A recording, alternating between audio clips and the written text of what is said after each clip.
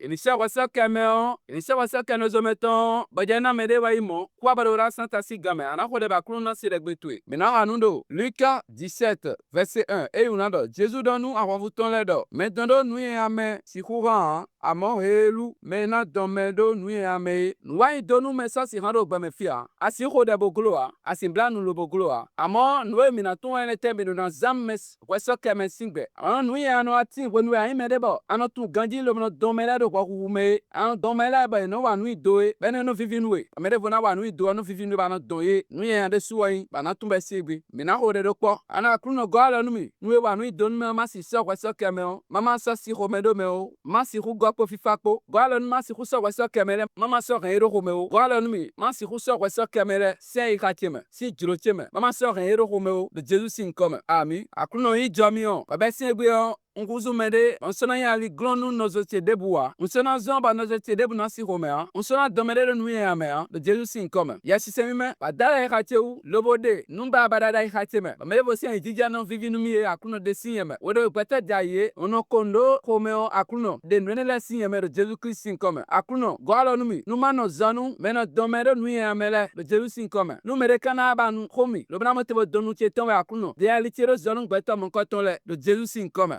Mi abonné mi debo partager dès lors que je me beton à clone no pohami bo prami le leko ami.